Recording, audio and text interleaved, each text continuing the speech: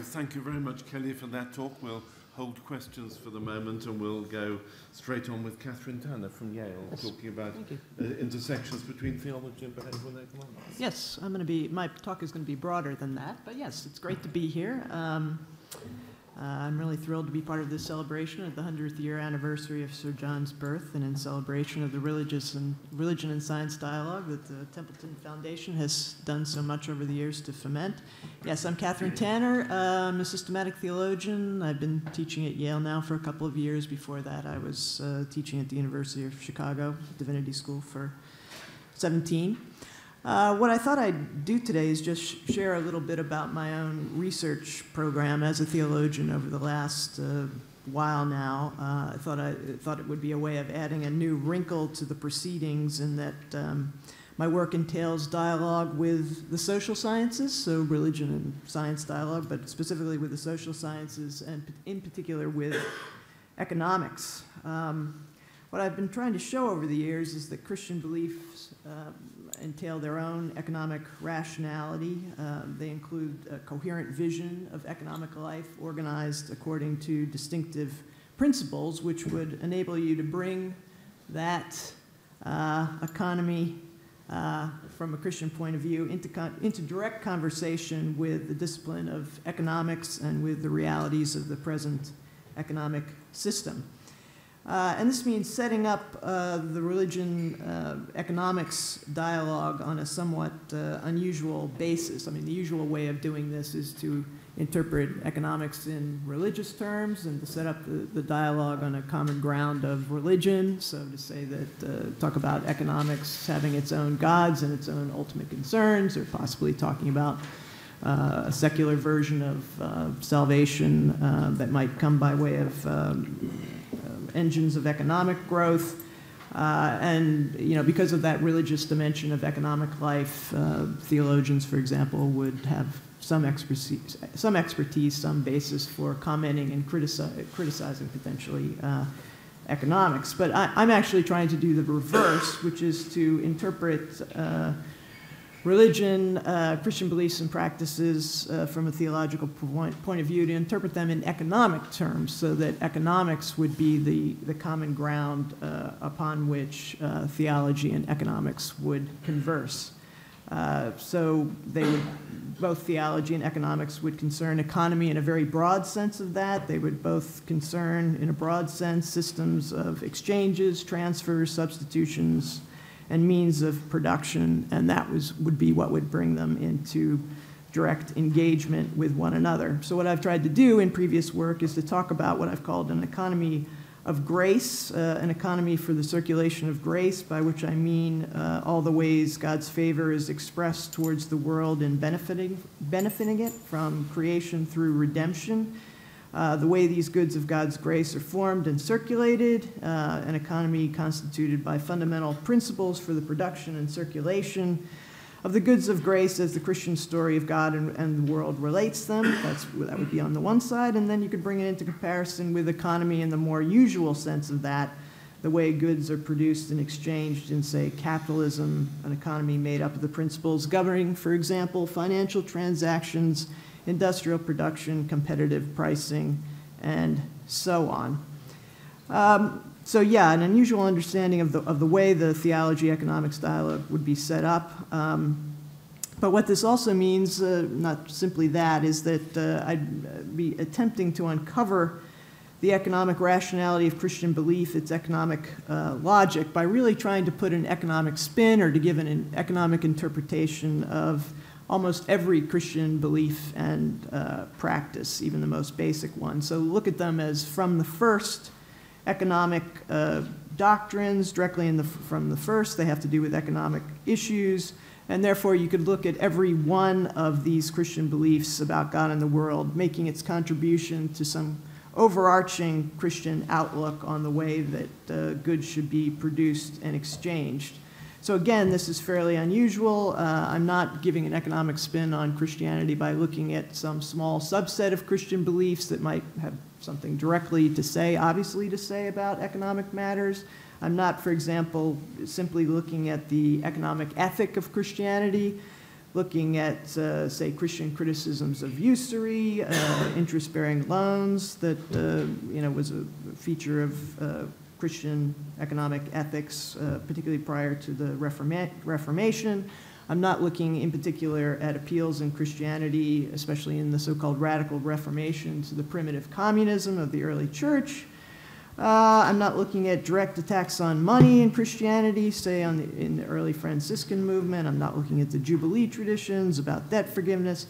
I'm not even looking at the way in which Christian belief and practice might be extended to economic questions.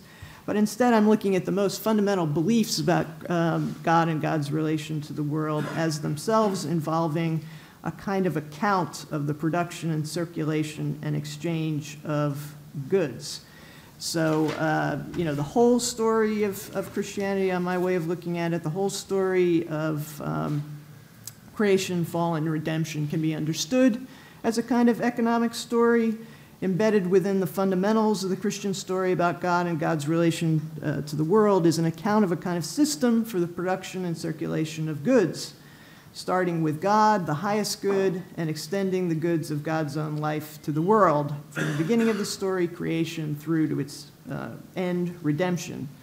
The Christian story, after all, is a story about God as the epitome of all good, the highest good, the compendium of all good, a God constituted by exchange among persons of the Trinity, a God who aims in creating the world, in producing the goods of the finite goods of the world, and in saving it, to distribute to it the good of God's own life to the greatest degree possible. So you have exchange, production, distribution, an economy of sorts.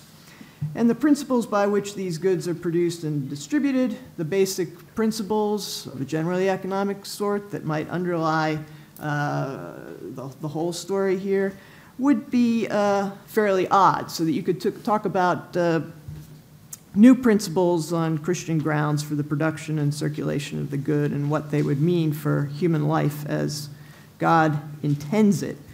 It gives you a general sense of my approach. I mean, you can see that it might be quite controversial, might not seem to be the best idea to give an economic spin to everything that Christians are talking about, so that it's all directly and from the first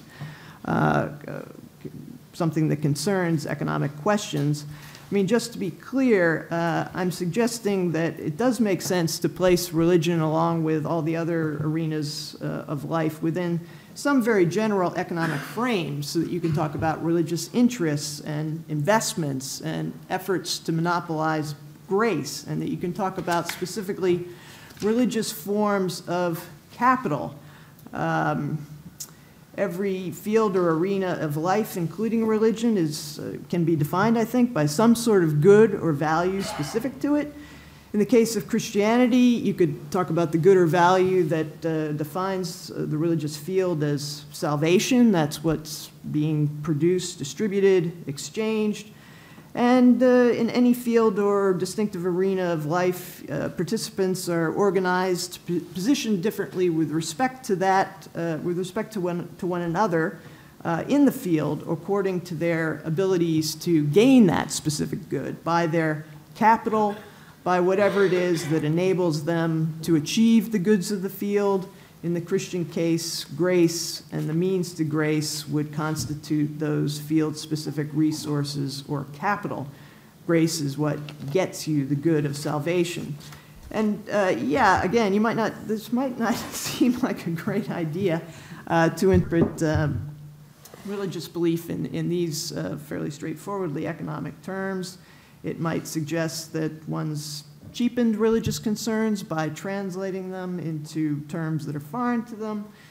It might suggest, even more crucially, that you've reduced the economic implications of Christian belief to what we ordinarily think that economic life is all about: the maximizing of one's enjoyment of the good over and against others, whatever the good is that one wants to have as much of it as possible, and to distinguish oneself from others on that basis. So the key here for me as a systematic theologian is to see how unusual this, what I'm calling a theological economy is.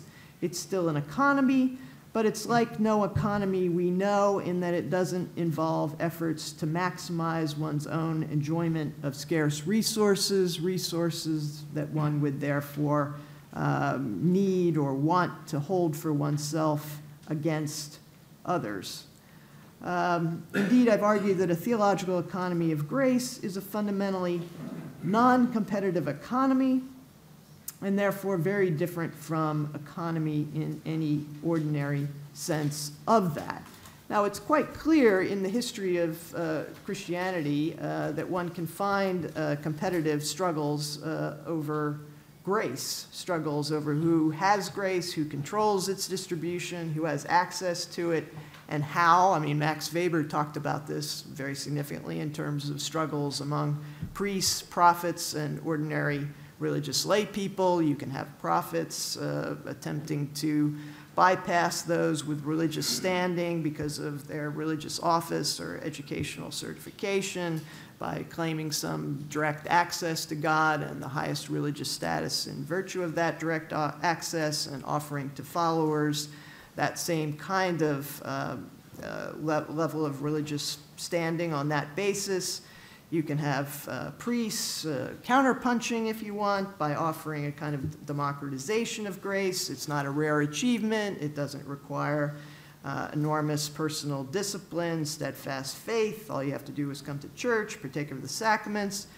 But the mediation of a priest would still be necessary, and few people can become priests. Those who therefore appeal to the unmediated gifts of the Spirit or some direct access to God could offer in principle wider distributions of this highest level of religious achievement. So, I mean, you can find competitive struggles here over grace, but I think one thing that you also find in the historical record is that people, and what people are often looking for in Christianity, is some way out of this competitive circulation of goods. They hope to find in Christianity not a status to rival the great, but a circulation of goods without status rivalry. What attracts them is a vision of grace offered to all without regard for distinctions of status, and therefore without competition over those statuses. The lowly in the eyes of the world can have that status just as well as the privileged can. Grace is offered freely to all to be favored by God with it. One doesn't have to be educated or wealthy or socially well connected. So on this way of looking at things, what's notable about Christianity as a field of a generally economic sort, what's unusual about it, is its attempt to institute a circulation of goods to be possessed by all in the same fullness of degree, without lessening or loss, a distribution that in virtue of its unrestrained generosity to all calls forth neither the pride of superior position nor rivalrous envy among recipients. So, yeah, clearly what I'd be arguing is that non-competition is one of these theological principles of an economic sort that one can find in the Christian story of creation, fall, and redemption. But I've also tried to isolate a number of others. Two others with which a principle of non-competition is logically bound, and they have a particular theological derivation. The two other principles, a principle of unconditional provision of goods, and another principle, a principle of universal benefit. And then along with that, a principle of non-competition, more specifically, non-competitive possession and use. So everyone would be benefiting at the same time from the same things.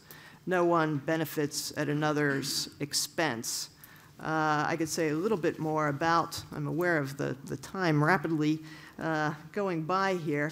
But yeah, you see what I'm trying to do. Suggest that there's a logic here to this. There's a genuine economic rationality, that you can talk about specific economic principles that are part of the Christian story. They hang together in certain ways.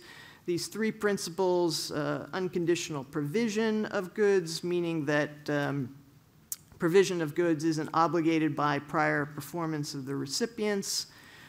Provision isn't a return for services already rendered. but also that provision would not be conditional upon a future payment, upon good use of what's received, upon some sort of return service to recipients. In virtue of that unconditional provision, in principle, you'd have a kind of universal distribution of goods. Again, I've got theological derivations for all these things, but a third principle having to do with non-competition, more specifically, God's provision of goods isn't competitive in that benefits for oneself are not gained at another's expense. So what you have, others can have as well. But also in that what one has oneself is not diminished by provision to others, so that provision to others would not be self-sacrificial, in short. Providing to others and having oneself wouldn't be in conflict. And again, I could give a kind of theological derivation for this, but perhaps I'll spare you the details. So in my future work, the present and future work, what I'm attempting to do is take a more specific tack and look at the economic rationality of Christian belief and practices on matters that specifically concern finance, financial markets, finance-dominated capitalism. What I'm trying to suggest is that basic Christian practices, when suitably interpreted, are about much the same things that financial markets are about, the proper way in community with others of coping with insecurity and the risk of loss.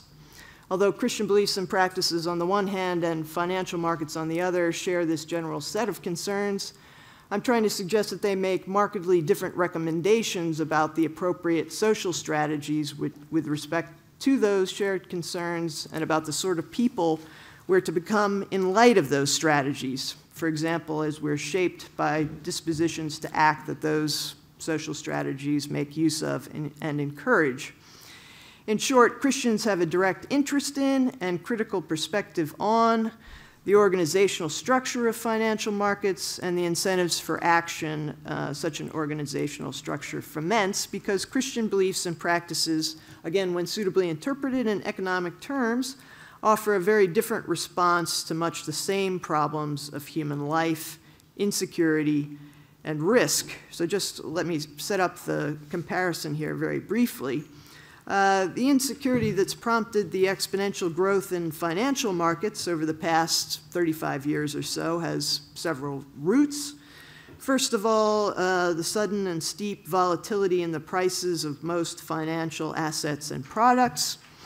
Secondly, increased mobility of capital across national boundaries and also in and out of financial instruments via secondary markets for their sale. And third, the privatization of the risks that are produced by these other two factors, volatility and mobility of capital. In response, innovations in financial products such as derivatives encourage a fear-based flight to safety, a risk-averse posture of self-defense in situations of uncertainty by leading one to believe that one can protect oneself by individual action, that one can gain security from volatile declines and capital flight by hedging one's bets over and against others willing to assume the downside risks in one's place. And the other side of fear-based hedging is speculative over-optimism, fomented by the same financial products, the confidence in one's ability to calculate risks reliably, to substitute statistical probabilities for apparent uncertainties, and in so doing to make money out of volatile ups and downs in prices and movements of capital from place to place and in and out of financial instruments. In short, one doesn't try to flee risk, but profit from it, and those fearful of losing what they have. Unfortunately, the speculative character of such trading, follow the herd mentality, self-fulfilling character, and self-propelling feedback mechanisms produce unstable bubbles that end in panics, misplaced confidence replaced by an every man for himself rush for the exits, to the defeat of nearly everyone, and certainly to the detriment of society as a whole. So, yeah, financial markets on the one hand, but I'm suggesting that Christianity also makes response to the insecurities of life central to many of its own beliefs and practices on the basis of observations about risk factors that are not unlike those that underlie contemporary financial markets. For example, the instability of life and the transience of things we'd otherwise like to believe are fixed and reliable compasses for living into the future. But unlike the solutions of financial markets, in Christianity one forgoes efforts out of either fear or misplaced confidence to secure oneself by worldly means through other persons or things or one's own accomplishments. One's security is therefore no longer the object of anxious or overconfident striving, with the effort-filled means to it permitting calculation of relative costs and benefits. One's encouraged by Christian beliefs about a shared origin and fate, irrespective of individual circumstance or individual merit or demerits, to refuse the privatization of risk and reward at the heart of financial markets.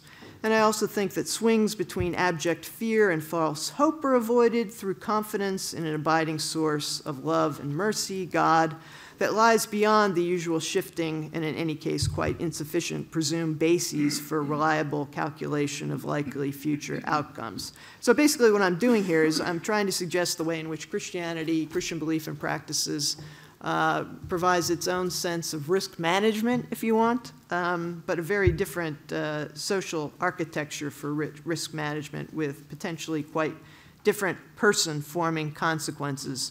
And if I have 2 minutes, what I was getting to with that title about behavioral economics, I mean, it's not necessarily the case that, I mean, I've been stressing very sharp contrasts here between Christian belief and practices interpreted in economic terms and what we know of our present economic lives. But I think behavioral economists are, in making clear the kinds of foibles in decision-making, weaknesses in judgment, you know, a number of macroeconomists are showing the way in which financial markets are trading in and exasperating these kinds of weaknesses or foibles of decision-making.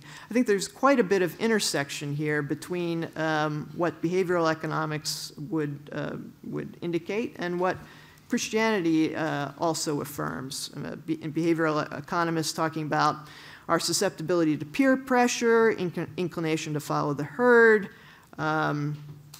on the assumption that they know more than what we do, what tends to produce information cascades, our tendency to discount the future, to weigh much more heavily short-term prospects of gain, say, over long-term prospects of loss, overconfidence in our own abilities, what's called disaster myopia, a tendency to think that what hasn't happened lately is never going to happen, a tendency to think that dramatic salient events are more likely simply for that reason. I mean, all these, often this is, these conclusions are based on experimental data, but I think that Christianity has a record of discussing many of these same foibles in a general theological anthropology, but also within an account of sin. But also what Christianity is offering is some way of training us out of these weaknesses in decision-making, foibles in judgment. For example, if one problem is our short-sightedness, our tendency to short-term thinking, our inability to seriously consider long-range outcomes, Christianity, you could say, and I'm sure there are other religious traditions that do the same, Christianity is encouraging the long view. It's helping people think of their lives as a whole, how their lives will be weighed up in the eyes of God or at the end of everything.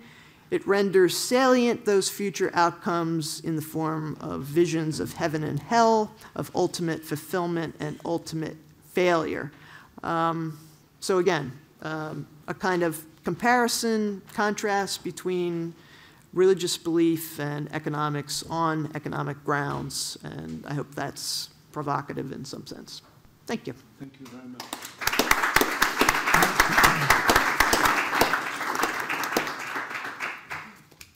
Now, we started this session extremely late, but and we've almost reached the time when we should finish. But I promise, Michael, we will finish much less late than we began, but we will have to go on a little bit into the break time to have some Q&A. And Wenzel first. I have a question for Kelly. Thank you. I have a question for Kelly.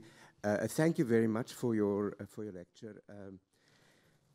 I have been very much interested and drawn to some of the work in cognitive science of religion, and I think Justin Barrett, as a Christian voice, is a very important player in this field. The one problem that I have, and I may have misunderstood you, is when you started talking about how we should think about ADD and theory of mind and perception of personhood. You asked the question, or you said we don't see the person, so what is it we see? And I think through theory of mind, HDD, and these faculties, we have a deeply embodied, intuitive sense of another person. So I'm wondering why you seem to be talking about minds in a disembodied sense. Is it because you need that to be talking about God who is not embodied? What is interesting, I wonder if we take the longer evolutionary view and think of the evolution of empathy, of attunement, of attachment. Those give us a kind of embodied context to really then talk about the disposition for God. So I'm also wondering whether I like the word with the God faculty. But so I'm making an argument for a deeply embodied mind when we talk about this. What is interesting, you referred to Justin Barrett as example of Calvin, which I actually like. When you read Calvin on the Sensus Divinitatis, he puts it this way. He says, look, what we have is a sense of God deep into the marrow of our bones. That's his wonderful metaphor. So I don't think it gets more embodied than that. So I'm wondering about how you see mind as opposed to body. Yeah, I don't mean to take any position on the nature of mind. All I'm saying is that what we attribute to what makes somebody a person, our beliefs, desires, purposes, feelings, and we don't see those. We can see, so someone could fake being sad or they could fake being in pain but not be in pain. We don't see the pain. So I'm not taking a position here on whether mind is embodied or disembodied.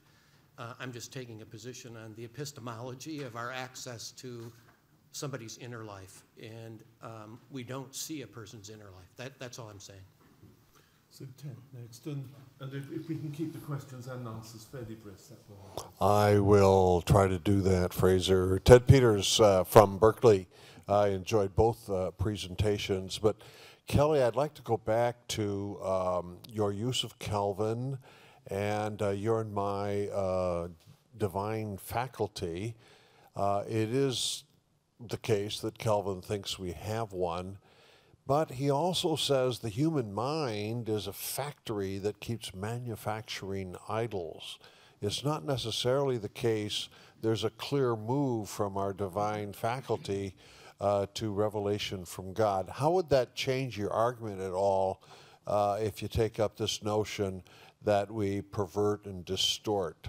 Yeah, that's a good point, and it's not unrelated to your claim about Calvin. Calvin doesn't think we have a sense of God. He thinks we have a sense of the divine, and that's what's written in our marrow. And so it's pretty inchoate, and it's pretty undeveloped, and it can find expression in all sorts of idolatrous ways. And for Calvin, he thinks we have just enough true information of God to damn us to hell forever. That's Calvin's charming way of putting it. And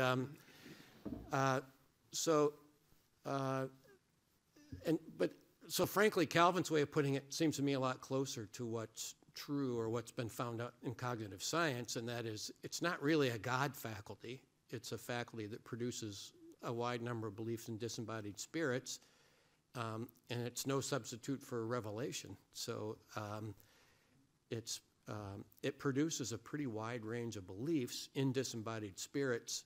There seems to be a kind of channeling of those beliefs into something like a God with superpowers who's super knowing.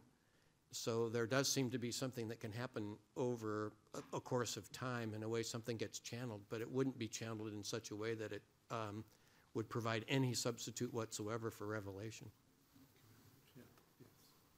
I wanted to ask the idolatry question, so it has been posed.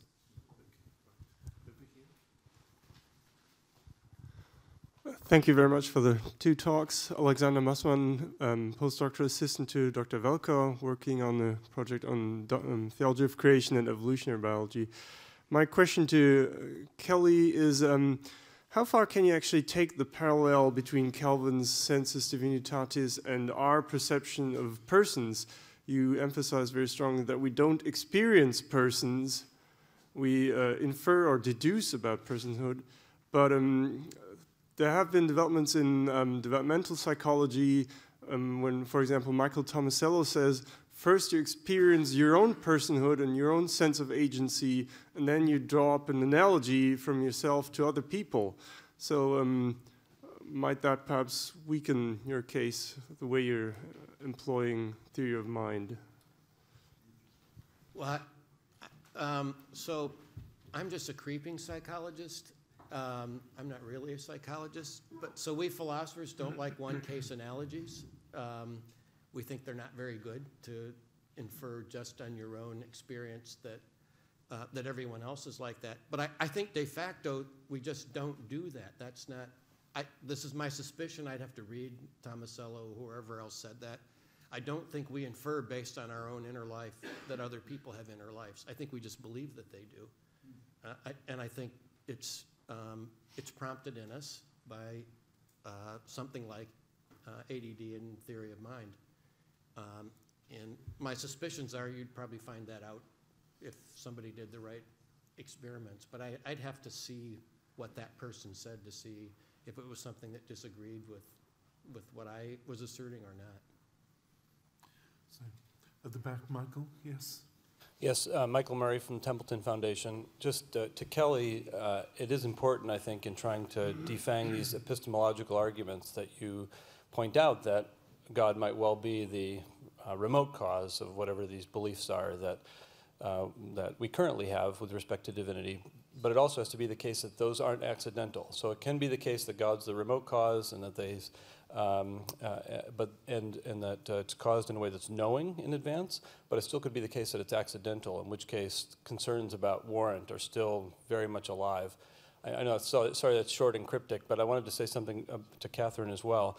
And Can it's I just say, I mean, I agree with Mike. Let me get the other short and question out, because then he can shorten. Oh. Then he can shorten the responses if needed. But to Catherine, I really appreciated the talk. I mean, there's so much information there. I think it's hard to digest it. But I was wondering if you could just pull together the parts from two halves of the talk. So in the first half, you were talking about economic modeling with respect to Christianity, and the key commodity there, I gather, is grace.